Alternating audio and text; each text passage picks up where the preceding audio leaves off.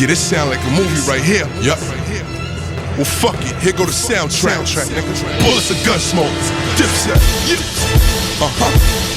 They want a war, huh? Where we at? Heard these niggas want a war. I heard.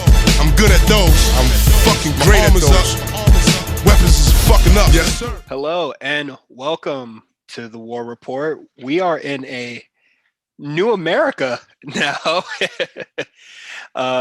This is a show where we talk about NXT and AEW. I'm your host, Cyrus, and I am joined by my co-host, Quan from the Comeback Spot. Do you want it to be Quan from the Comeback Spot, or it could just be Quan? Let me know. We can just keep it Quan. It's shorter. We just say Quan. Okay. Yeah. You know, we'll say at the end anyway with the comeback spot. It's gonna fluctuate between between recordings. I'm just gonna be tired and just be like, yeah, it's Quan. It's Quan. It's whatever. But how's your week been since last week? How'd you feel about being part of the show now? I know there was a lot of warm reception for you being the co-host now. It's very nice. I got a lot of nice warm regards from everybody. Like I said last week, I'm just excited to be here, man. It's still your show, but I'm just happy to be right along for the ride. It's our show. Don't make it. Don't say it's mine, because once I need somebody to edit, this is where you come in. It's our show, baby. Well, if it's our show, I guess it would be a great time for me to take over a little bit. And this week I'm going to do In the Trenches. So let's get right into it. So as of a couple of days ago, NXT has announced 3 new signings. Zoe Stark, formerly known as Lacey Ryan, Gigi Dolan, formerly known as Priscilla Kelly, and Cora Jade, formerly known as Elena Black. Out of the 3, I only know Priscilla Kelly, and for reasons that probably aren't the best reasons for knowing Priscilla Kelly, but I do remember she was also in the Mae Young Classic. Do you have any info on Miss Lacey Ryan and Elena Black? I don't know much about Lacey Ryan, but just looking at her cage match earlier today, she was on Shimmer, she was on Impact. She was inactive, like wrestling for like 3 years. I don't know what that was about, but I saw a picture of her. She's ripped. Mm-hmm. So I'm with it. I'm excited to see whatever whenever they decide to use her. I think she will be a good focal point on NXT. She sort of has a look similar to Mercedes Martinez, and they both just like look badass. So I'm looking forward to that. Priscilla Kelly, she was in the Mae Young Classic, but you know, we all know about the puke spot or the tampon spot. And everybody is just like, man, why they sign her? I ain't trying to see that tampon shit in NXT. You motherfuckers know damn well Paul ain't letting that shit slide. So let's just stop. Let's stop right there. I think she's a really good wrestler. She is very unique. So we could finally get past that and keep it pushing. Like, everybody's just like, whenever I see her name, I think of that spot, and that's why they changed the name. Hey man, if Shotzi can sell poop pictures online, yeah, and look at her, she's doing great. You know, everybody forgot about that. Forgot all about that. And now she's like the face of NXT. So it is what it is. Also, if you guys would like to see Miss Gigi Dolan and Cora Jade, from what I read on 205 Live's website, they will be performing as Indy Hartwell and Candice LeRae. Yeah. So there's that.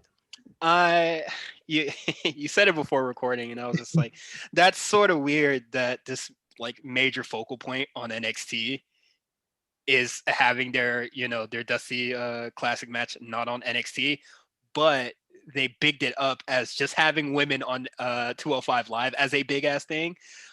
So I guess it cancels itself out in a sense, but Elena Black and Priscilla Kelly, they're gonna do their thing. I will actually tune in for this one. I did not tune in for the Drake Maverick and whoever the hell they face. The Singh brothers? You want to see Suhail and Samir? Yeah, you can tell me all about that once we get to the Dusty Classic stuff. I don't remember. I'll be looking forward to that. And you know what? They got me to watch 205 Live, so I will. Well, anyway, congrats to these three young ladies. I hope they make a big impact on NXT going forward in WWE. And speaking of impact, moving over to Mr. Omega, our AEW champion recently had an interview on Yahoo Sports where he talked about a couple of things, including the women's division and just, hopping from brand to brand around here. And I quote from Mr. Kenny Omega: "I went to Impact, AAA, and back to AEW, so I have been able to see three different rosters, all incredibly talented, regardless of what fans say is the best. As a performer, I'd love to work with each and every one of them. It's exciting that we've blown the doors wide open, and there are all these potential opponents." So, what do you? I mean, I guess, you know, um, like my problem with this is that yes, you're around all these promotions. Yeah, you're like, you're all around the world, even though you shouldn't be. But on AEW, you're like non-existent, or like you're not as like big Not as on. present as you should be for your champion, Yeah, as the champion of the and company. like you can go to Impact. Well, like I think in Impact he is like the biggest guy on Impact, depending how you like view it. But like AAA, he's not the biggest guy going there. Sorry, it's all Does like he? the Lucha Libre dudes that like have their the culture and the history of there. Does he still have that belt? That I think so.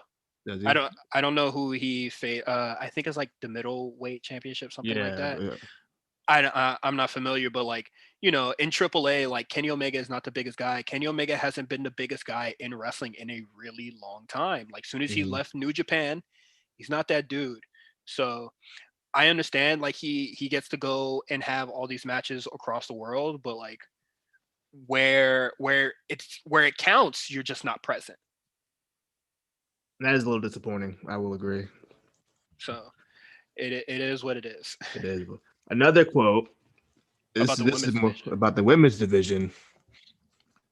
And I quote: "I think we are taking baby steps. We have hungry performers who are passionate about getting a chance to do their best. Passion speaks to me more than the performance of a maneuver. And right now, our women are really chopping at the bit to get these TV spots." Now,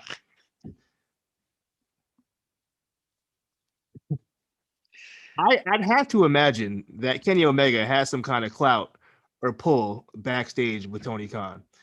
I'm just assuming based on what I know. Since he is executive vice president and all. I didn't know his exact role, but that makes sense to me. So, right. So, what's up with baby steps, bro? AEW has been on TV since uh one and a no half, about a year and a half now. well it's been active for 1 year now. And like, how many times are we gonna say that we're working on this or we're taking baby steps, bro? We've heard this so many times. You have the clout. You got Tony Khan's phone number. Like, I'm tired of this, bro. You got the performers to do the thing, and it's been spoken on here before how whenever criticisms of the women's division comes up in around AEW, this is the statement we always get. And whenever it's Brandy or Kenny, you get this, but when it's positive praise, they take credit for it. You literally have all these performers. You're saying that they're chomping at the bit. You're saying that they're hungry. You have these great performers. Then just put them on the fucking show. That's it, bro. Just give them the time. Don't give them a 7-minute match in the 9:30 slot. And it takes nothing. It literally takes nothing for them to just get 10 minutes. Like, just let it happen. Cut somebody else's time, because there's a lot of matches on the show this week that just went far too fucking long. Way too long, which makes me think, did they not have a heavy roster this week? Due to what was going on. I don't know. I mean, I don't know what's going on with how their testing protocol. I would assume is very lax, but it seems like it the way Jericho is running around. But yeah, exactly. And I'm not even gonna say that like, oh, COVID played a part, because AEW has a lot of performers. They have a lot of people on their roster, more than we like to think. They got too many, if we're being honest. Yes, they have a lot of people. So any woman could have came out and did something. For some reason, they're holding off on Britt Baker. Thunder Rosa is nowhere to be seen. Red Velvet's not having a match, even though she is kind of in Involved. the Cody Rhodes universe. She's not getting anything. Hikaru Shida's not getting anything. So like, what is it really? I yeah, honestly, I'm just sick of the excuses, and I know a lot of people that are still just like, you can't just give women time just to do time, or you can't just give the women the time just to give them time, and we're just like, you absolutely fucking can, because you give Dark Order all the time in the world. You're giving goddamn Peter Avalon all the time in the world. 2-segment match. I was gonna get to that. We're gonna get to that. Yeah. But yeah, top flight. Those guys they're green as shit, and they get 2-segment matches. Like, you tell me, even if your women aren't as experienced as Yeah.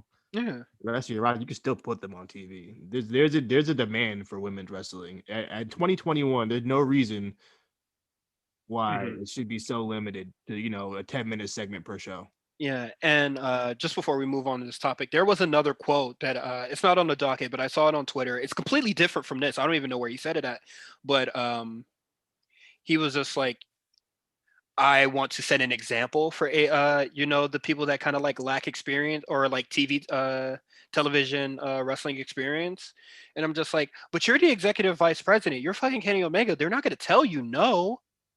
Well, they're not going to tell you no as much as like the fucking as much as they're going to tell the women. So it's just like, if you want to create these opportunities, just let them do it. Just put them out there. That's it. It's that easy. Yeah. We say that as guys in our living room doing I mean, podcast. If I was a wrestler and I wanted more TV time, you got to play the game. You got to politic in some sort of way. I know I talk all this shit about Team Taz, but if Team Taz is my route to get on TV, even though those guys are shitty, fuck it, I'm taking that route. That's true. I'm with that. All right. Well, on to other AEW news. Let me find the quote before I start. Yeah. This is going to be Booker T's kind of just I wouldn't say like fair criticisms of AEW. And when I was reading this, I was just like, yeah, he makes a lot of fair points. Is very very honest, honestly. Like he's not taking a side or anything, and I really I like that. So Bully Ray over on his radio show Busted Open, I believe. Sorry. you can hear you could hear me laughing before. Right. All right. A lot of times you watch AEWs and guys and gals are missing stuff. It can get indie-rific at times, and the NXT product is a lot more polished, and the work rate is extremely tight. In response to Bully Ray's comments, Booker T, speaker of the Hall of Fame podcast, Booker said that it's hard to question AEW because they're trying their best with what they have to present wrestling in a different way than what has been presented for years. The quote was, "Wrestling is so many different things. Wrestling is not MMA, it's not boxing. Professional wrestling has always been entertainment-based. One thing you can rest assured on with AEW is not every match is going to look the same because those guys are a fluctuation of indie guys and more experienced guys like Moxley going to look totally different than some of the other guys.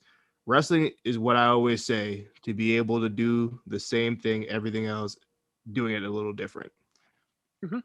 I gotta agree with Book on that one. I mean, yeah. I totally agree. Well, the thing where it's just like, oh, they botch a lot, whatever. But they're truly working with the hand that they're dealt. And I got kicked for inactivity. I gotta start the quest over. But like I do agree, like they are working with what they have, and I'm just like, I would like for them to work and meld the stuff that they're working with a lot differently. But like them, the wrestlers being green or whatever, it is what it is. But I would definitely say like NXT is polished because like it's the NXT style, and they have a whole performance center. Yeah, to make that style as crisp as it can be. Yeah. I think AEW working on that. I know that they have a lot of their young guys over at the what's the Nightmare Factory? Is that what it's Hmm. called? With Yeah. QT Marshall, and I believe Cody comes there every once in a while. So I mean, they're starting something. It's gonna take a while. Like I said, I mean, I'm not gonna fault AEW for that. They're still fairly new. Development takes time. It's not gonna Yeah. it's not gonna become. I like what what Booker T said. Like I can absolutely like sympathize with they're working with a less polished group of people, and the thing about like trying to present wrestling a little differently, that's where I think where AEW truly struggles, where they're not like I've said this before, like they're not doing a really good job as serving as an alternative. Because like now we're in the season of the Dusty Classic, where there's tag matches happening like left and right. So you flip one channel, you see a tag match, you flip the other channel, you see a tag match, but like there's just like one more person there, you know? So right now they're not looking any like differently. They're definitely It looked like they're kind of biding time until Beach Blast, and I believe they pushed back Revolution to early March. I believe usually they have it in February, so I'm not Yikes. sure the reasoning for that. But Hmm. I quickly saw that when I was on the timeline earlier. But Hmm.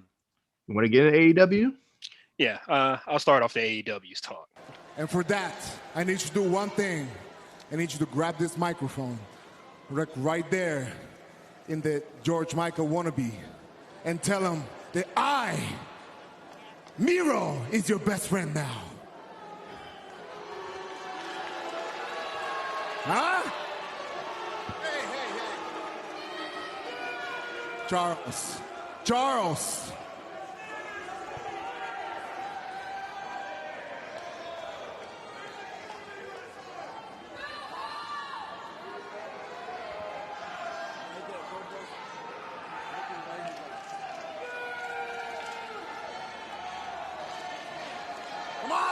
Come on! Miro is my best friend now. So AEW starts. Oh well, we're just gonna start with Cody versus Peter Avalon, and I this match is a mixed bag because like I understand what they're trying to do, but like at the same time, it's just like, can you do it a little bit shorter? I thought I thought like the concept of like Peter Avalon really being really just hanging in there against Cody, like that was like the best part of it. But like the actual wrestling and how long it was, I was just like, all right, this is kind of like going on too long. And it seems like they're trying to like rehab Peter Avalon for whatever reason. I don't know. So something I've seen with AEW is that they seem like they're a little bit afraid to do a squash match every once in a while. They Mm-hmm. very rarely do squash matches. Now, I think Peter Avalon's a very talented wrestler, but like the way he's presented, I mean, this is his first match on Dynamite. And God, I don't even probably since like the first month, Early yeah, days, first yeah. month of it. Like he hasn't been presented as a guy who should be able to keep up with Cody Rhodes. And I don't know if I'm just conditioned to 20 years of WWE style booking, but I'm just sitting here watching the match. I'm like, this is gone way too long. Like there's no reason Cody Rhodes should be getting it reminds me It, of remember in like the early COVID shows where I think it was mhm. Moxley was going with like damn near Go 15 minutes with Alan Angels. I'm like, why is this guy why is no, this happening? Was it that Kenny? yeah, that was Kenny. Oh, it's And Kenny. I'm like, I don't think like it's like conditioning of WWE wrestling. I just think like it's kind of just simple storytelling. It's just like you beat this guy down so much, and then next episode he's hanging like he's what is it? He's like hanging like deep in there with like yeah. one of your top like top good guys or whatever. Like it. And my thing is that okay, you have Peter Avalon hanging in there with Cody and whatnot, but like, what's to come from it? Because he he can still be like the super resilient dude that you kind of you could just like throw out there, but like the field for the title picture is like stacked for a very long time. So I don't see a lot of these guys are just going to have matches, which was the purpose of introducing a secondary title. But now people are just going to be having matches to have matches. So like I appreciate them trying to like fix or rehab Peter Avalon, but like if you're going to do that, do something with him. I'm with you on that. Yeah. And then Jade Cargill comes out to pose a distraction, but it doesn't matter. Cody wins anyway. I will say I'm happy that they didn't fall for the they didn't do the obvious, something you'd see on every Raw. Mhm. Distraction, roll up. I mean, Avalon wins. I'm over that. I'm sorry, but I can't. I hate that. I hate honestly, it. I think it would have worked. I hate it. I would have. You know why I think it would have worked versus whenever it happens on Raw, because on Raw it probably happened when an established heel, like somebody that's already been getting a lot of wins recently. Like there's no need for them to look stronger. So like, why are you doing this roll up finish or getting one over on the face or whatever? But like Peter Avalon needed this win because he hasn't been on Dynamite since like forever. So I think if he would have got that win and get the ball rolling and make him seem like he can actually like hopefully go on to the TNT title once the slot is like unbooked. Yeah. I think that would have helped him in the future versus like whenever the fuck it happens on Raw. And honestly, I think I watched did I watch Raw last week? And I was just like, I don't know, guys. But next thing we're gonna go into is Sting and Darby Allin. Now, they've been doing it for a month straight now, where they're just like, oh my god. Whenever Sting and Darby Allin look at each other, it's just like, oh my god, it's like staring at a mirror. No, it's not. And at this point, they just had Sting outright just say, like, you remind me a lot of myself. I don't see the comparisons outside of the face paint. But Team Taz is back once again after losing again, and they're going to get a street fight against Sting and Darby Allin at Revolution. How do you feel about it? So,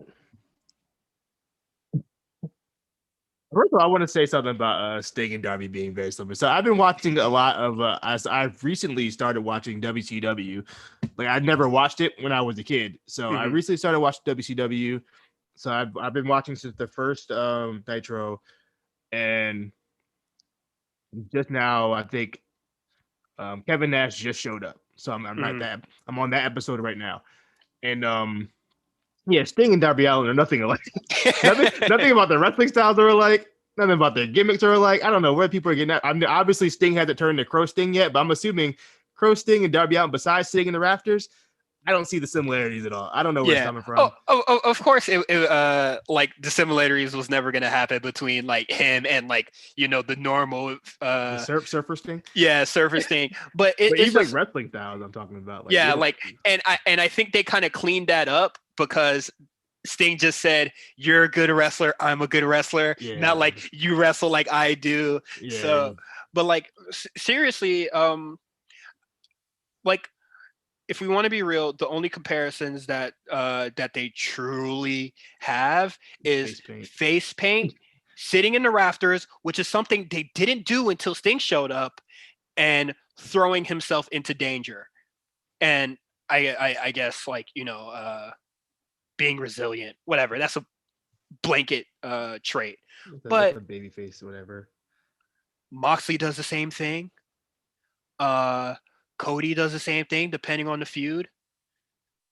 Like the qualities that Sting have are amongst a lot of the baby faces on the roster. So everybody's like Sting. Like Moxley coming from the crowd or the rafters, that could be like Sting. Come on, like they're not alike. But how do you feel about Team Taz? Moving on. Hey, beef is forever. It's on site every time. Nah, it has to stop. It's on site every time, man. Somebody has to die. I'm sorry. Well, look. I'm going to imagine that this street fight I hope you know what I hope they do. I hope they like a legit street fight. I hope it's like they're just out in the street, some cinematic match. They out in the streets. Shit really pop off. You see Darby on a skateboard. You pull up.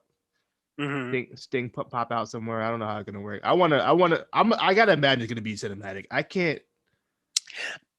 No. Is Sting? You think Sting's really ready to go in the ring? Even if I'm sure it'll be limited. No. Like he'll probably be for the for like the hot tag. But like I said last week, how hot can that tag really be?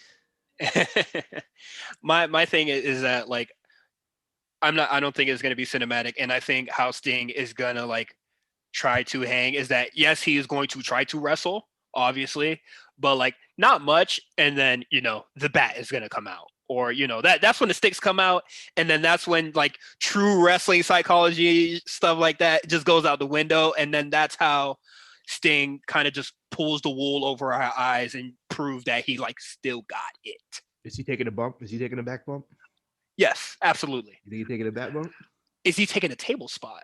Oh, over under on Sting taking a table spot. That might be safer than a regular back bump, low key. Honestly, if I were, I'd rather take a table bump than a straight up bump. If the table's gonna break your fall, somewhat. If Sting takes a table bump, just start the timer and see how long it takes for him to get back up. Boy to get up, he can be wobbling around like Matt. Well, he shows that he can walk better than Matt, but we'll get to Matt Hardy later. But we have a segment on the show at Kenny Omega's house where he is basically just kind of just big timing the Bucks, and Don Callis is trying to keep him away from the old crew. Yeah. As he goes to Impact and links up with the old crew. But how'd you feel about the segment? There's one thing I want to bring up on this segment. You bring it up because I'm gonna be honest with you. I kind of skipped past the segment a little bit. You see, okay. I ain't going, dude. So what is it? Mike Nagayama was there. Nakazawa, yeah. Yeah, cool. Oh, I wonder what he is doing for real, like outside of the wrestling in AEW. I think he had I'm pretty sure he had an office job, I believe. I think he's doing. I don't think he's more than a performer. I'm pretty sure he has like is he doing like producing like stuff? I think so. I think he is more than just an active roster. I think he like and honestly, sorry if this is problematic, but when I saw his face, I was just like, damn, I sure wish SEMA was back. Oh man. I saw some SEMA stuff recently in ROH, and I was just like, bring my man's back. But the painting that's in the living room. That's a wild painting. I originally thought that was a painting of him and Kota Ibushi, and I was just like, hey man, y'all niggas gotta stop it. Y'all like I didn't look, I just saw it in I saw it on a GIF, and I was just like, dog, is that Kota Ibushi, bruh? That shit low, like it made me really really tight. So I'm glad it wasn't, but yeah, it's a very wild painting. It's very much the painting that Terry Crews had in White Chicks in his crib. But yeah, basically Don Callis is becoming a rift between him and Kenny Omega and the Bucks. And what I think this is going to lead to is the match with the Good Brothers and the Bucks. Like I think Kenny Omega is gonna like really start hanging out with the Good Brothers more, and then whenever the Bucks try to come around, they're just like, hey, yo, what the fuck? And then there's probably going to be a disagreement there. And then, boom, that's how we get our match at Revolution. Cyrus booking, I guess. What was they announced the match for next week? I believe it's I think it's an 8-man. I believe it's I gotta look it up. I'm sorry, I should have had this already I can't queued up. I can't. They gotta stop. I'm pretty sure the good. I think it's Death Triangle. I'm sorry, Death Triangle versus Good Brothers and Kenny, I believe, is the match. Ooh, that's gonna be hard. that might be a banger. I'm not even gonna deny that. Outside of Luke Gallows, that shit might slap. Hey, you know what I mean? So I guess I'll be looking forward to that. But now we're gonna get into the Inner Circle 3-way. I know a lot of people, they said, man, I can't wait for you to see this. I can't wait to see what you have to say. But I'm gonna let you go first. All right, so you saw. So I don't watch AEW or NXT Live. So Hmm. I just moseyed over to the timeline, and I saw a GIF, and I said, "Sheesh." That's all I could say. But so, but honestly, before I even get to that, like I actually enjoyed the match. I thought the match was fine. It's a typical AEW multi-man tag match, but Hmm. the competitors in that match are very strong. I think Ortiz and Santana are great. I think Sammy's You really. know what? Santana and Ortiz, they are great. I tell you, They bro. are good. Huh. Really makes you fucking think. Hey, you know what I mean? But but no, I thought the match was good. But man, that lion salt. I think somebody tweeted you the sea. It said sea lion salt. No, it was Zach, and he tweeted Justin. He was just like a sea Oh, lion song. The tweet that got me was Amp. Shout out to the Random Active podcast where he said lying salt. the lions. That that made me really laugh. That was But nasty, bro. about the match, yeah, it's usual typical AEW stuff, which your mileage may vary on that. I'm not debating the quality of the match or whatever. I think the glaring issues of the match is Wardlow not being in the match. I think that's where that's the main issue there. Bro, Wardlow I not don't being in the match. understand why they don't let Wardlow wrestle more. I don't get it. I I think de- he's so good, and they don't like let him wrestle. I'm not a big fan of Jake Hager, but I definitely thought a team of Wardlow and Jake Hager would have definitely been like a spice to the match. And even to the whole tag division in general, if they want to go that route, they don't have a big man tag team like that. Exactly. They don't have a big tag team like that. I'm That would be great. like Jake Hager, political stuff aside, like that would have been money. Like I would have been like slightly more interested in the match. And then the second issue is what I feared the most last week is Jericho and MJF won, which is I guess, but like we have to get LAX out of the inner circle. And I think if Santana and Ortiz still decide to tag and then be like, y'all can represent the inner circle, we're going to represent ourselves, and that creates a rift, I'm with that. I like that. But just like the TNT title, there is a feud that is already that's already like a long-term plan, and the inner circle, they similar to Cody, they're in their own universe. Yep. So MJF and Jericho could try to get tag team gold, but I think whatever feud is going to come, possibly out of Pride and Powerful, like that's going to be whatever we get till I guess Revolution or some like midway point pay-per-view in February. But it has to stop. There's a there shouldn't be a log jam, but there is. Mm-hmm. And I definitely think that the inner circle kind of just isolating themselves and having segments that only feature them for at least 4 months now was not a smart move. So hopefully fix it.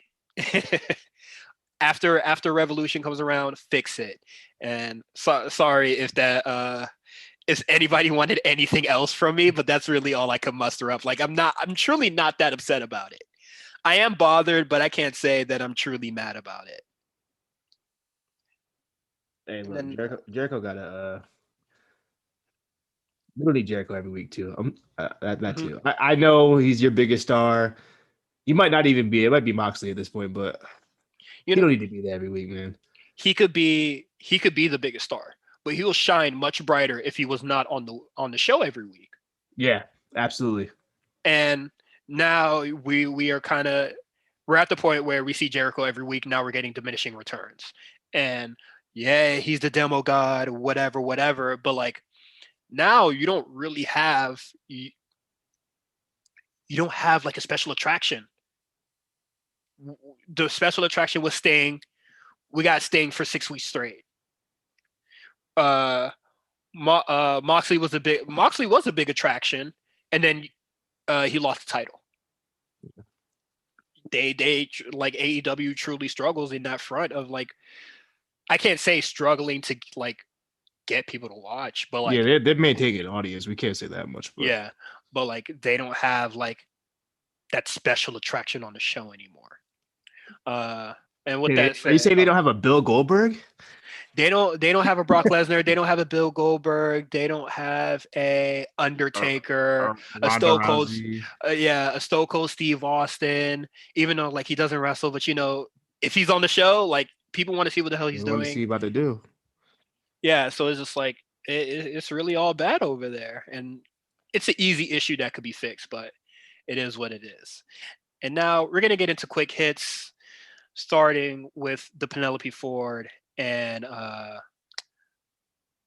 Layla Hirsch. Layla Hirsch. That's her the last name. I should have just written it down. But Legit Layla. How'd you feel about the match? The match was fine. I like Penelope Ford. I think she's pretty good. She's another one I don't understand why she doesn't get more time. But I think she was like doing the college thing, kind of like Sunny Kiss was. So I think she was.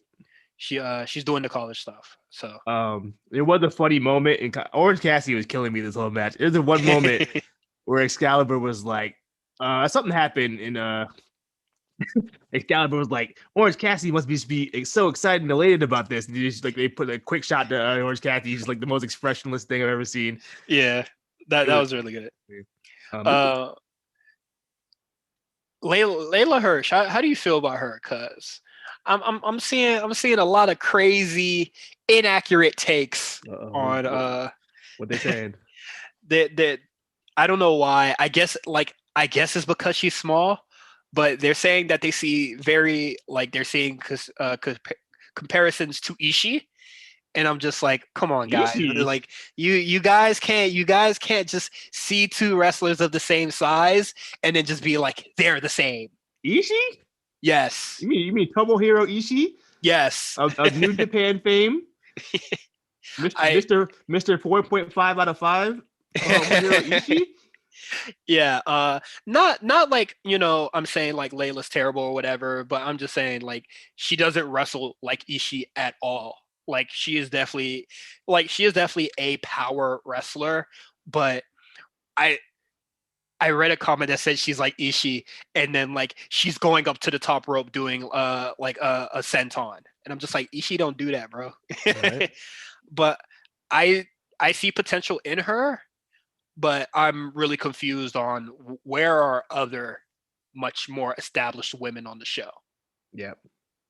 That so no disrespect. I just wanted to get that off. I thought the match was fairly good as well. And now Charles the Butler.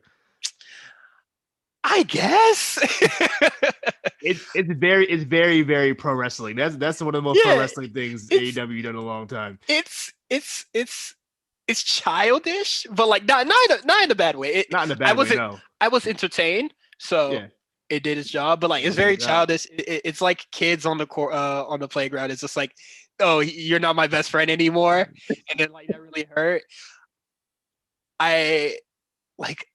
I'm really like I guess it could like it's a good thing, but I'm really waiting for this match. Like I really want this match to happen. Like Orange Cassidy versus Miro. Like I really want it, and I think Miro. I think it'll be great. Honestly, yeah, I think it's gonna be really good. It's gonna be really interesting. Miro's very good at comedy stuff. Yeah, so I think them kind of like Trent is out. They took his best friend from him. So like Orange Cassidy is. He doesn't show it, but he's crushed. He's that might be a pun. I don't know because I just thought about the soda, but like he's crushed. Like he has nobody in his corner. He has nobody by his side. He's like all alone. So like when this match is gonna happen, like it brought back that underdog feel because for a while Orange Cassidy's shown that he can like perform with the best of them. So there's like no doubt. But like now you kind of just have to question like where his head is at going into these matches now. And I think that is something that AEW is doing very well. Give him a little depth. Yeah. And they're giving people depth, and I think that's really cool. -1's birthday celebration. No thoughts on the match. It is what it is. It is a multi-man. It was all fun. I'm not gonna. Okay, what I'm not going to do is shit on the little kid's like the match that the little boy wanted to see. That's not what I'm going to do. So -1 got his match, all well and good. But I wanted to talk about the Hangman Page stuff that happened after. I legit laughed. When he said when he said no, and they had the little the music and the confetti. I thought that was genuinely funny. I genuinely laughed. Yeah. You know what's crazy? A lot of the stuff that I put in quick hits are all the stuff that I enjoyed on AEW this week. Yeah.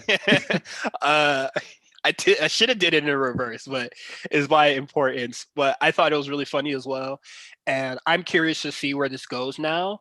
Like, is the Dark Order now going to be cold towards Hangman Page, or now if he tries to come around, they're just going to be like, we don't need you anymore, and possibly like John Silver's like very like optimistic tone around him shifts, because I think that'd be really interesting. Are Dark Order faces now? Are they like officially? Have they switched alignment at this point? It seems like it. My thing is that they're in between, because yes, they are like happy-go-lucky, but that is the front that they put to get you to join the cult. And then once they join the cult, it's a much more menacing sort of thing. Like when Brody Lee was like really nice to Colt Cabana, but like they were doing bad things, but they were just like, no, you don't need to see that, bro. Just turn your eyes, man. And then when he lost, he snapped on him. I'm just saying, after Brody's untimely passing, do you feel like they were like, you know what? I hope not. I guess it'd be good, but I definitely think like it's money there, where if the Dark Order is just like, just screw you, or like you made us look dumb, and then they just beat him up or something. Because even Evil Uno was like sort of like turning face, or like realizing that the cult might not be a best thing for him, but once Brody Lee passed, like they kind of just put that on hold or just scrapped it. But I definitely think there is a lot of stuff there with Hangman Page still doing his thing, or Dark Order and Hangman Page still doing their thing. I like it. Yeah, I don't like it at all. And then another thing that I enjoyed, despite the match was okay, but I definitely think there could have been some stuff without it. I think the singles performers in it shouldn't have been in it, but I definitely think Private Party did a really good job in this match, and they're getting some character now. I like that. I saw on Impact there. I believe they're the Impact #1 contenders for the tag belts over there. They had a match on Impact. It is what it is. I'm not watching Impact. I'm sorry. You know what? I ain't gonna hold you. They got me. I did watch the Hard to Kill main event. Oh, we're gonna get to that after we finish this point here. But I liked that Private Party is like now seeing the ways of Matt Hardy, which is just cheat, win by any means necessary. And I still want Hardy to not be a part of their group. Like I kind of want Private Party to establish themselves by themselves, because I don't think Matt Hardy truly brings anything to the table, which I am wrong. I will admit I think he's wrong now, because what I would like to see is Matt Hardy take a pin, cost Private Party a loss, and then they give him the boot. And I think that alone adds a lot of character, and Matt would be sacrificing himself to get Private Party over. That is the ultimate sacrifice. If he does not do it, the slander stays. So I'll be looking forward to see where this story goes moving forward. Yeah. But tell me about the Hard to Kill main event. Tell me all about this. It was fine. There was a really cool spot. I think it was with Kenny and Moose. I honestly don't remember it, but I just remember the match was fine. It was. If I were to give it a rating, I'd give it like a 3.5 out of 5. But other than that, nothing really stood out. It was cool seeing what's homeboy's name? What's the champion name over there? I forgot. Rich Swann. Yeah, Rich Swann and Kenny go at it. I think it's just cool seeing two heavyweight champions from different promotions go head to head. That was a cool little moment. Like just the novelty of it. Yeah, just the novelty of that happening in 2021. I thought it was just cool.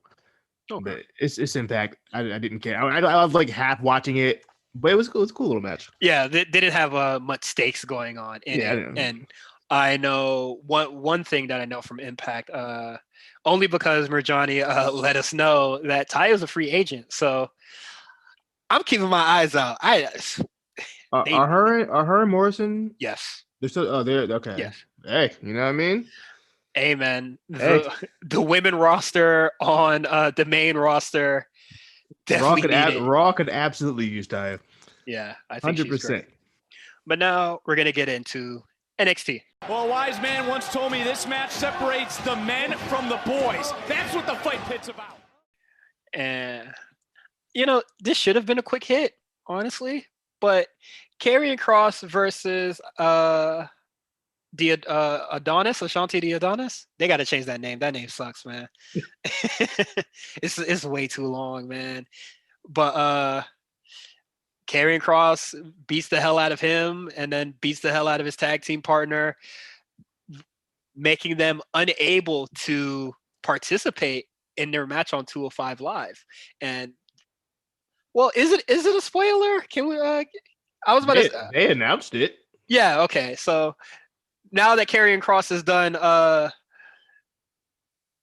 police's work, Ciampa and Timothy Thatcher will now be taking their spot. They'll be in the team, kind of just breaking my bracket in two, because who the hell could have predicted them being completely out of the tournament? But it is what it is.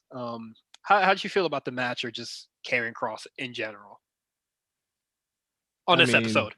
I mean, it was a squash. I turned my head, I looked back up, the match was over, and then I saw him choke out Desmond Troy. I don't even know who the hell Desmond Troy is. I'm gonna be honest with you. had that boy on the floor. So it is what it is. I think it's an interesting wrinkle to add Ciampa and Thatcher into the tournament. There's a possibility they could make some noise in that tournament. I don't know. I know we're kind of skipping ahead, but I don't know who's gonna win this Dusty Cup this year. I don't. We're gonna get much more. We'll get there. But. So somebody asked a very good question, and now we're gonna get into the breakdown. Talk about it. But more tag team stuff outside of the Dusty Classic, though. Kenny Omega. Look at you. Finn Balor needs some friends, and I don't know why. I was just like, yo, please, if it was a possibility of getting Jay White right now, I need that. That would have been heat. Crazy. But just me being silly, jumping to conclusions. Obviously, his partner was going to be Kyle O'Reilly, and it's going to be him and Balor, Kyle O'Reilly, and Oney Lorcan and Danny Burch next week. Should be interesting stuff. I'm looking forward to it. Planting the seeds for the third match that could be happening possibly Mania time. So that should be interesting. How do you feel about the match that we're going to see next week between Balor, Kyle O'Reilly versus Britt and Brawlers? Look, all four of them boys hit hard. Real hard, so they're gonna be slugging. That shit gonna be heat. I'm invested. That's gonna be pretty fire. All four of them hit hard. Yeah. So I'll be looking forward to that. Should be a really good match. Hopefully there isn't any crazy shenanigans and the match can just happen as normal. But God knows what can happen when the Undisputed Era and the brand and Pete Dunne. Is involved. Pat might show up. You never know. Hey man, if he show up, I'm gonna be kind of tight because there's no reason for you to be here right now. I do think he is an interesting focal point on the show, but son. And the main event, which I am mixed on, the fight pit between Tommaso Ciampa and Timothy Thatcher, definitely not as good as the Matt Riddle one, and obviously it's because Tommaso Ciampa has no experience as a cage fighter, but I just thought like the match was going to be a lot more brutal, but it got there in certain spots. I'd say the last like 5 minutes of it, they turned up Mhm. for real. But Uh, did the first one start at the top of the platform like that? no. The initial one? I thought that was interesting that they started it that way. Yeah, they started that way, and I was just like, okay, this is cool. Like, when is like the drop down gonna happen? Like, like Yeah. somebody gets like thrown off that shit. That would have been heat. But they didn't do it until during the commercial they went down. Yeah, during the commercial picture in picture, that's when they went into the pit, and I was just like, yeah, a lot of that scaffolding fighting didn't really do anything for me. I definitely like the match definitely got my attention once again when what is it, the Widow's Bell was done off the referee. I thought that was that was so hard. So now that Thatcher's won, I don't want them to overdo the fight pit with that. It's really weird because like they'll let him win this match, but if it's any other big match, they have him lose, and I don't understand the logic for that. Yeah. Soon as that match finished, I was just like, man, sure wish Thatcher could win big matches that doesn't take place in the fight pit. And I say big matches like number one contenderships. Like he doesn't have to win the title. Like I'm okay with Thatcher not winning the title, but like when it comes to like number one contenderships like I guess him being part of a ladder match is insane, but it is what it is. Yeah. But like, let's say he wins I would like to see him win a number one contendership for the North American title. He doesn't have to win, but I would just like to see the match that has like, a lot of stake to it. I would like to see him win a, number one contenders match so he could face Balor or, whoever the hell comes out of that feud. Shit, I would love to see him versus Pete Dunne. But it's just like I would like to see him face a champion at some point and, just have the match happen. Like I don't think there's any harm with him like actually like winning those big matches. But outside of that, I like the match. The match was cool. They're 2 for 2. Yeah, I'll say that. Obviously, I like the Matt Riddle one way more, but they're 2 for 2. You think they're gonna do fight pits? That's not involved. Like that's Thatcher's not involved in. I think eventually, yeah, I could see a women's one eventually at some point. Oh man, women fight pit. That's gonna be heat. I need the women's fight pit. Who you throwing in the women's fight pit? Mercedes and damn, I don't know. Mercedes and maybe like I don't know, but you gotta put one of the MMA girls. Hell, even they can bring Shayna back or something. I don't know. Come on, man. Come on, I don't know. I definitely think now with Xia Li's new kind of like brutal character, she could be interesting in the fight pit. Obviously, Raquel just for size alone. Yeah, hell, Raquel Mercedes, we could get that. We could make that happen someday. There's no stopping Raquel from being. Raquel might be a face in 6 months. You gonna be honest with you? She might be one of the top faces in women. If Rhea leaves too. If Rhea leaves, if Dakota Kai leaves, like which they need to, both of them. Yes, please. Definitely could be a thing that happens. But I'll be looking forward to the women's fight pit, man. But now we're gonna get into the quick hits, and let's start with the Santos Escobar promo that was said. Was talking that talk. He said, "Look, I'm tired of disrespect. You know what it is." Called out Balor, Gargano, Cross, shots at Kyle O'Reilly as well. Mm-hmm. I think that might have been sprinkled in there, and I thought it was cool, but you're never gonna see him face those people. So it was nice that she was talking your shit, but I do think it's very unfortunate that he is stuck in his own 205 universe on NXT. You saw Buddy try to sneak his way in there. Hey man, he need like fresh off the Mysterio vacation. Him and Aleister Black, why the hell are they not on these shows, man? Bro, at first I thought Aleister was maybe injured or something, but I don't think No, he's hurt, so I don't know just what's up. not letting him do his thing. And I I think don't I think understand. there was like reports or just talks about him coming back on NXT. No, please, Nah, God, no, no. neither do I. Like I loved your time here, but there's already a log jam going crazy in NXT right now. And this Kyle O'Reilly Balor stuff might be a log jam, but this might be my favorite log jam yet. Hey, look, they can keep it going. Yeah, but Kurt Stallion. So this your is guy. debut. Is this NXT debut? Has he wrestled on NXT yet? This is his NXT debut. Wow. Okay. Yeah. So his in-ring debut might be soon when he tags with Lucha House Party. Actually, I think they might do the match on 205 Live. I'm not sure. I think that, I don't know. I'm not really sure. Yeah, but they I need think to they get announced it, but they need to get that match out of the way so Santos Escobar can move on to bigger and better things. Like I would love to see like obviously like Karrion Kross doesn't have to like challenge for the title. Like that doesn't need to be the thing, but like, oh, I heard you was talking shit. you could, yep. Big No match matter. right there without the title. Santos Escobar finally against somebody that's not in the cruiserweight division. Let's go. That'd be fantastic. It is what it is for Kurt Stallion. I don't think he's gonna win at all. But No, but I think he'll have a good show. I do like Kurt Stallion a lot. I like his look. I think he's pretty good. So I think the match will be good. I don't think Santos has really missed since he signed. oh no, He hasn't missed once. he don't miss. He but don't miss. I would like I like I don't think I'm crazy when I say that I just would like to see the matches, that don't miss against other people. Mm-hmm. Like I would like to see him against like see what he could do against much bigger guys. That's it. Even with Gargano, he just looking at some of the top guys. Has he wrestled Gargano? I think he did he? Yeah, that's it. Yeah. That's all. Cole is around, not doing anything. Strong's around, not really doing anything.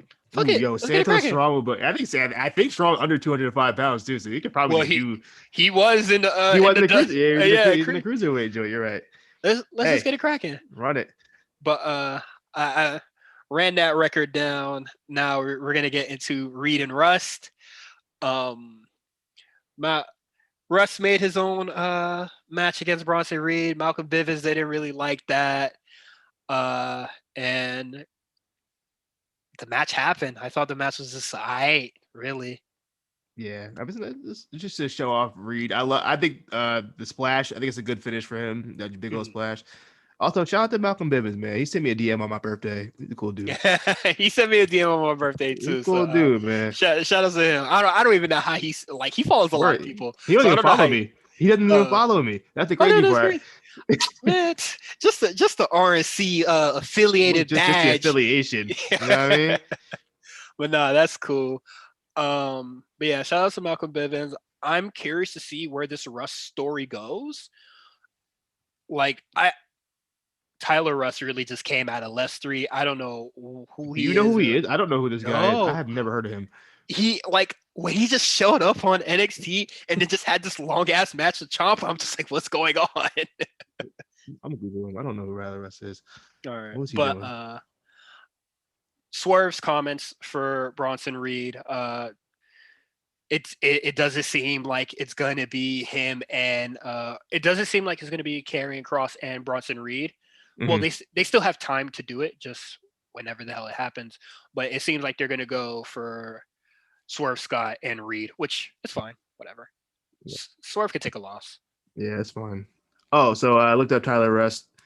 We should know who he is. I guess he's wrestling for PWG, WXW, New Japan, Ring of Honor, under the name Russ Taylor. I don't. New Japan. Hey New man, Japan? I didn't delve deep, but is it New Japan? Is it New Japan Strong? New Japan Strong. I don't. We don't watch that in this house. No, 2020. Yeah, he was on Lions Los Angeles Dojo. Don't care. Nah, I ain't watching that. Yeah, that ain't New Japan. And he was in 2020 Ring of Honor. I'm definitely not watching that. So yeah, no, never mind. Definitely should know what he is. Part of stuff we not watching in 2020. Nah, we ain't watching that. I ain't watching that. But Hey man, he got the WWE signing, so good for him. And for this last quick hit, it's only something that I've watched, and I'm kind of sad that I watched it. Ginny versus Kaylee Ray for the NXT UK Women's Title. I do not like this match. Um, I it is so puzzling to me that you build Ginny up like this for week. Like, all right, I'm gonna take the Ginny cape off. Like, y'all just gonna have to hear me out real quick. Right, Not saying not saying because I'm a big fan of her or anything, but like you build her up so much for weeks on end. Insane focal point on the show, damn near Randy Orton level. Like not top. Well, I guess he is a top heel, but like he's like the second biggest thing happening on the show. Mhm. Or at least in the women's division. And Ginny and Kaylee Ray, they're wrestling, but during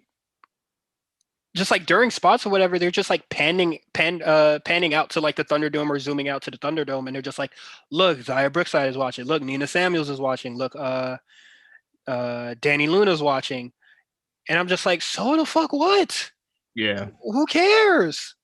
Like, I was okay with it after the first, like, the first, like, because Danny Luna was the first. I was just like, oh, whatever. She could have just like gotten the Thunderdome or whatever. I just thought it was a funny coincidence, right?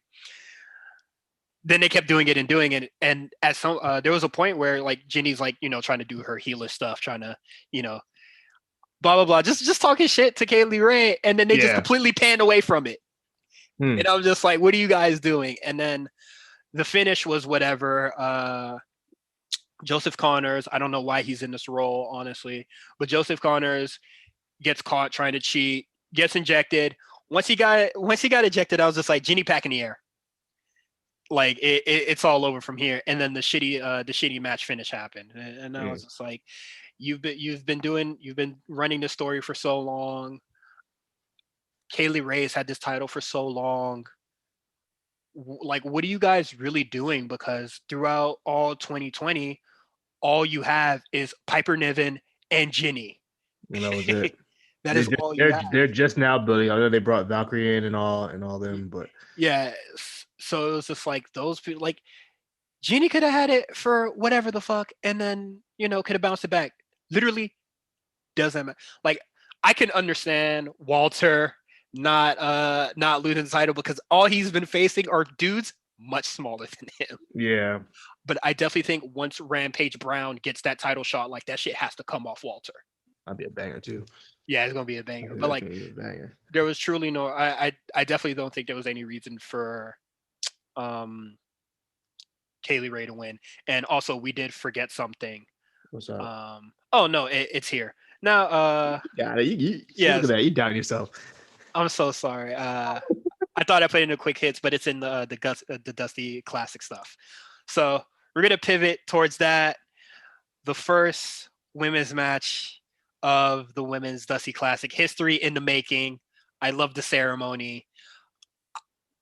Something I'm pretty sure that a lot of people caught, but I just want to mention now. Bianca Belair being mentioned amongst the Hall of Champions that were mentioned in NXT. I thought that was really cool. Also, Becky Lynch as well. Like she never won the NXT title, but like still. I was about to say she ain't do shit. I would say, but yo, shout out to Beth Phoenix for making it to work this week too. You know what I mean? I think she made it to work just for the ceremony. She said, "Yeah, this place COVID shitty. I'm out of here." Shout out to her. Yeah. But yeah, I love the opening ceremony. I thought it was kind of weird how they just kind of through the girls out there, like, okay, go out there and fight now. It was like, oh, what? No interest. Oh yeah, like now go fight.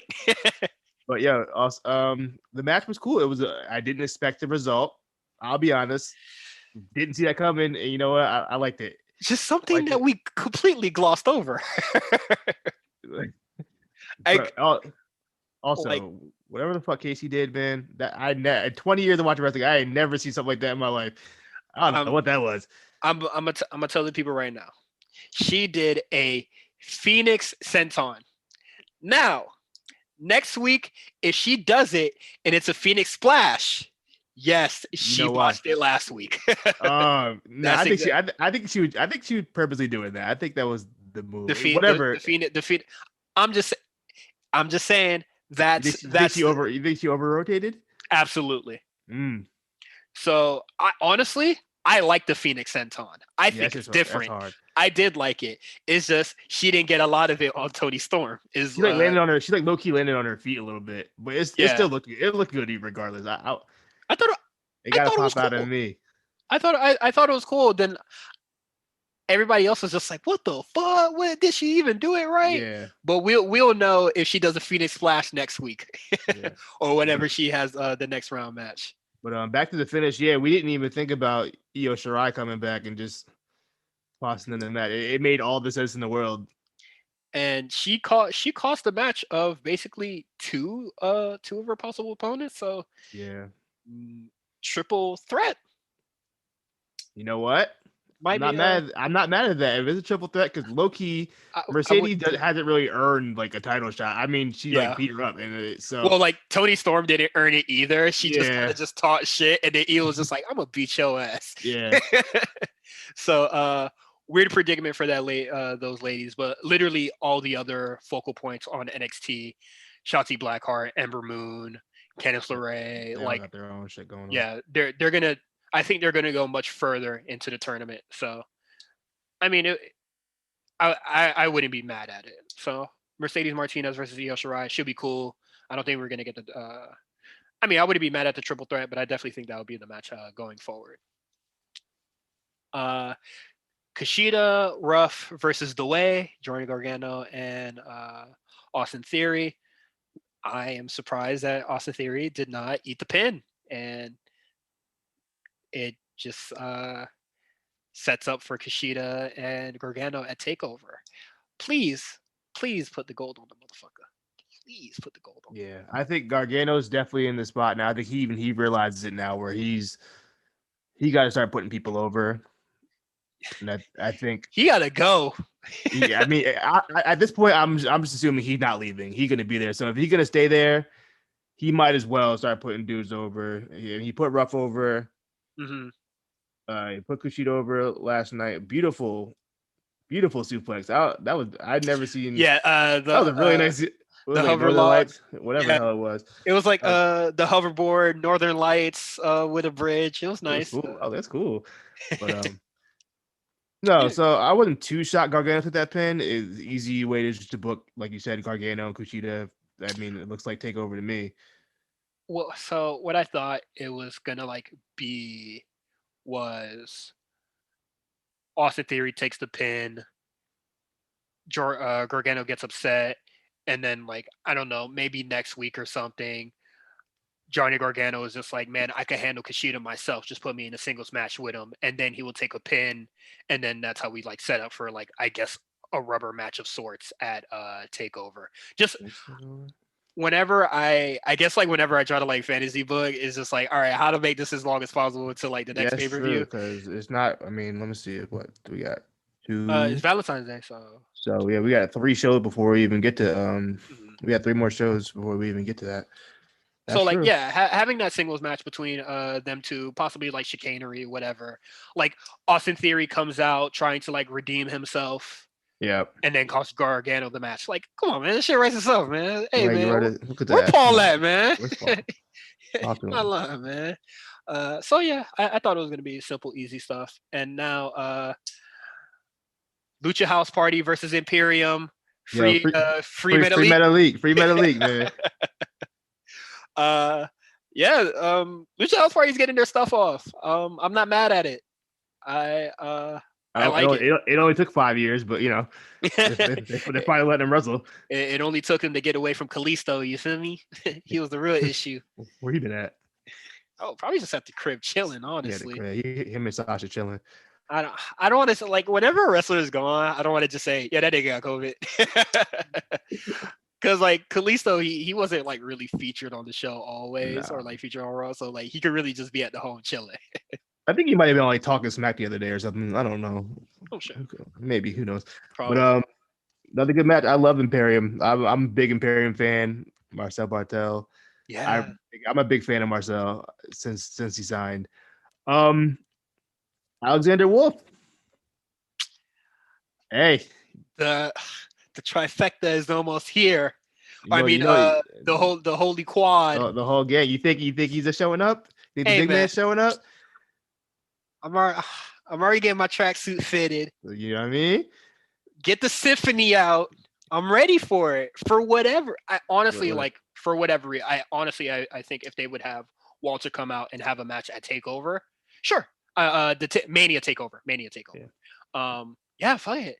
I'll tell you right now, NXT needs Walter.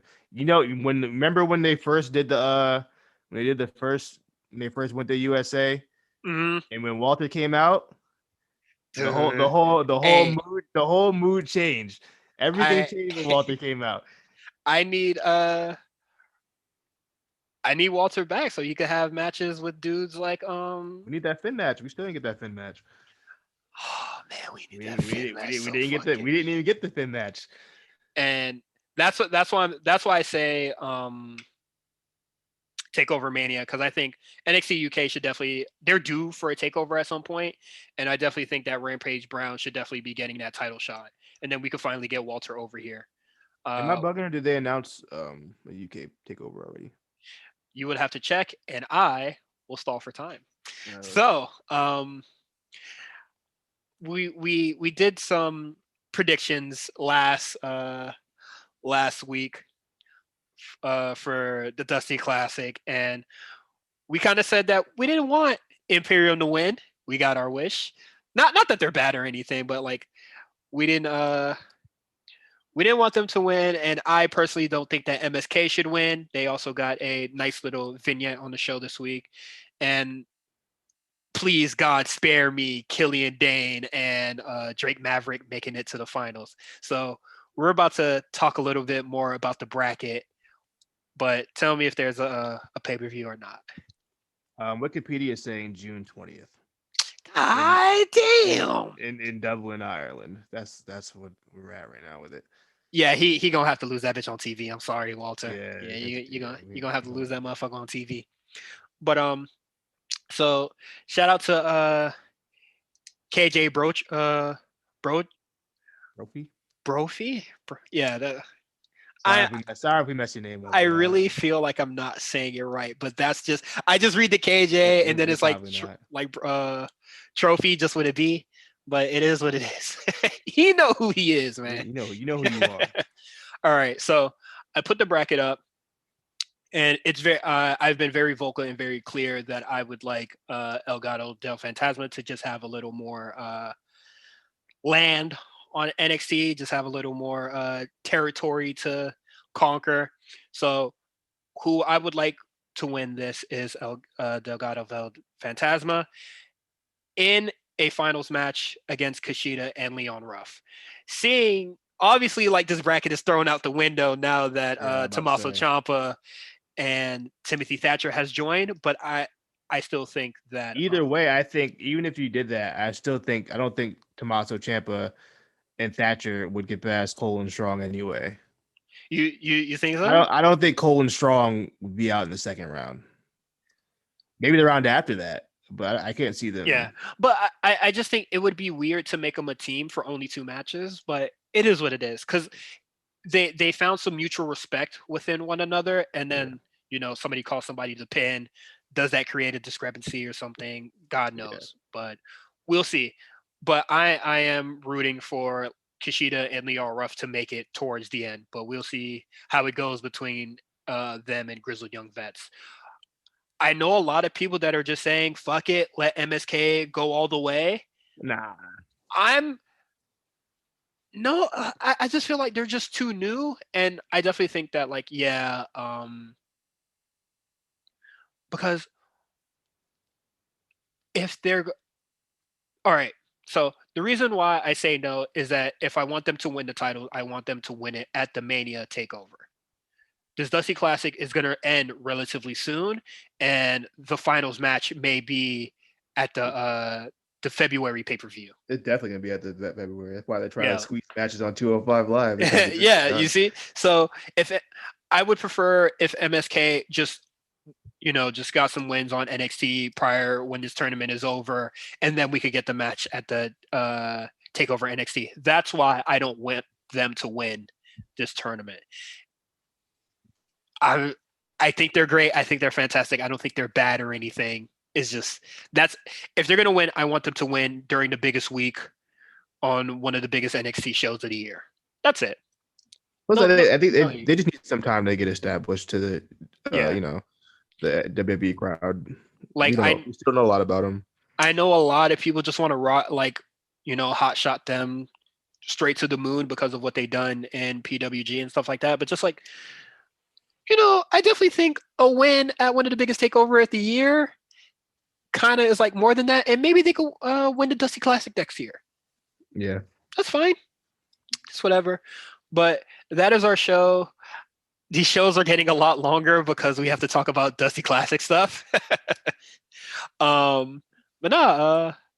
it for us. You can follow me, H_visibility. You can follow Quan at the comeback spot. You can see everything that the podcast network is doing at the A Show RNC. If you truly have been wondering and holding us accountable for whenever the hell the New Japan show is gonna happen, when the start holding you accountable, man. I'm tired of it. There's been recently some messages or just yo, so when is that gonna happen? It's gonna happen fairly soon, I promise. We've just been clearing the hell out of our schedule to do so. It's kind of late to talk about New Japan at this point, but it is what it is. Me and Justin will be back with a new show. Rewriters Room. New Beginning talk? Are we doing New Beginnings talk? No, the hell we're not, because I'm not watching New Beginning. All right, not watching New Beginnings? If we talked about New Japan a lot sooner, my defund New Japan statement would have already been made. we'll save that for a later date. We'll talk about it at a later date. I don't know if I'm going to watch New Beginning. I'll probably just see news stuff about it. But our Rewriters Room, they're looking for topics for season 2. So if you want to see whatever weird thing that they could possibly come up with or rebook, let them know. Send Armand and gang a DM, or just send it straight to the A Show RNC and they'll probably see it. We have a whole bunch of other stuff happening on other networks, and you can see that at RNC Radio Live. But that is it. We are finished, and we'll see you next week. Peace out.